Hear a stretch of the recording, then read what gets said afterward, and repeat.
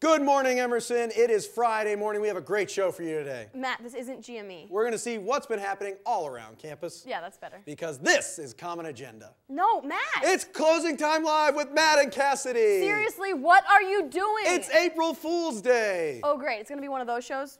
Well, is it all out of your system now? Probably not. Lion's Den this is.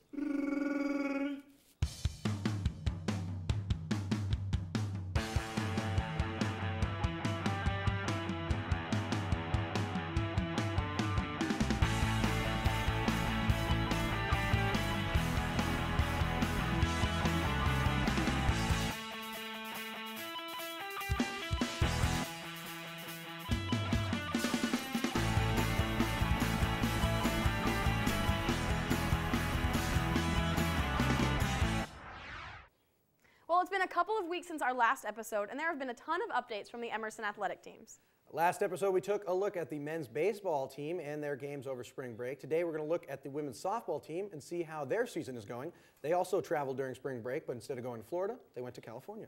That's right. They played a ton of games out there at a California State University tournament. They ended their California trip with a record of 3-6. And they are now back at school and starting off pretty strong. Let's send it over to our boy, Zach Kusan, stat boy, with all the team's information. Zach? Take it away. Thanks, guys. Now, I'm sure everyone has been following the Emerson women's softball team really close since the start of the season, but just in case you haven't been, here's a quick update. The Lady Lions are currently sitting at a .500 record of 8-8, but more importantly, they are 4-0 within the GNAC conference. The two best players offensively are Brittany Rochford and Shannon Tarosian, who are batting .354 and .400 respectively.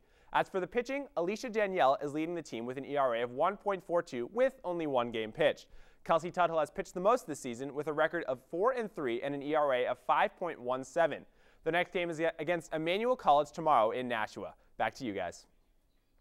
The softball team was actually supposed to play Emmanuel today, but it got postponed due to weather. It's April. Major League Baseball has started. The Red Sox opening game is going to start in about 3 minutes, and yet Emerson is still having games being snowed out. That's right. But let's meet some of the players and take a look at how their team prepares for their games. Hi, I'm Emily Enters reporting from Roch Field, where our girls softball team is hard at work practicing for their upcoming game against Emmanuel College. The girls are coming off of a 4-game winning streak, and we're here to find out what has contributed to their success. How do you feel about the recent success that your team has found? I think it's great. We just won 2 doubleheaders, so we were on a 4-game winning streak, all in the GNAC, and it's really good. It's really good for our momentum. We played some really good teams in California, and we didn't have the best record coming back. So coming back here and kind of taking 4 games right off the bat is a good way to start. We have good communication, so making sure everyone's on the same level and knows what's going on is really important. I feel like it was expected. We've worked really hard in the off season, and we really have a high expectation for ourselves. So we expect nothing less than to take the conference. We've been practicing hitting the outside pitch a lot.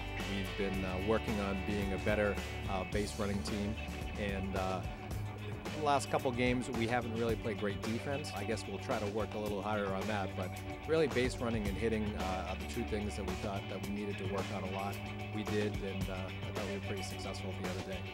As you can see, our softball team has a lot going for them, and they are definitely going to be a force to be reckoned with for the rest of the season. This has been Emily Enters reporting for Lions Den. Back to you guys at the studio. Last Wednesday, Lions Den sponsored a dodgeball tournament held in the Piano Row Gym. 5 teams competed for the coveted title of the best dodgeball players at Emerson. Matt, are you a good dodgeball player? I'm actually so good that they made a movie about my skills. Oh, really? Does it star Vince Vaughn and it's called Dodgeball? No, it stars Renee Zellweger and it's called Bridget Jones's Diary. I'm pretty sure that has nothing to do with dodgeball. Okay, listen, it was a metaphor. You can't be so literal or lateral like the way I am when I dodge, dip, duck, dive, and dodge. Okay, well, Matt, to fill you in, there were 5 teams represented at the tournament. The volleyball team, the athlete team, consisting of members of both the basketball and baseball team, and Marcus Garcia. There was also an Emerson Channel team, a Quidditch/freshman team, and women's soccer/Ian Tasso. Now that is a wide range of people. I hear the men's volleyball team, led by our senior producer Jeff Ackerstein, took home the Sportsmanship Award. Way to go, Jeff. Good job. Let's see what other dodgeball stats Zach Kusan has for us. Take it away, Zach. I have to give stats about dodgeball. Let's see, how should I do this? Well, I guess I'll start off with 5. It has been 5 years since I actually threw anything heavier than a beer soda can. Next is 3. Out of the over 100 members of the Emerson channel, 3 of us decided to defend the M-Chan's reputation on the playground. 2. The number of times I saw an unsuspecting female get nailed in the face. The first came when veteran Lions Den shader Brendan Stackhouse let one fly toward the other team. For some reason, people thought it would be a good idea to sit in the bleachers directly behind the opposing team. The ball sailed out of control, and our first unlucky lady of the night fell victim to speed, power, and rubber. The next came from Thomas Carroll of the volleyball team. This guy looked like a freaking Neo out there, dodging 2 balls by diving to the ground and then actually catching 2 from the ground. He ended his night as well as it started by hitting another girl right in the face.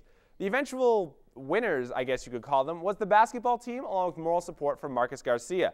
They received some really sexy t-shirts, and the sportsmanship award, they got some very nice duffel bags that I'm sure will sit somewhere in their room and never be touched again.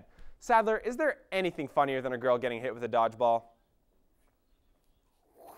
No, actually, as a matter of fact, Zach, there is nothing funnier than a girl getting hit in the head with a dodgeball. Now, we are going to take our first commercial break, but make sure you keep watching because we have a huge celebrity who's going to be in studio, so stay tuned. Are we off air? Wait, who's going to be in studio? Oh, no one. It's just an April Fool's joke. Keep people watching, you know what I mean? Oh.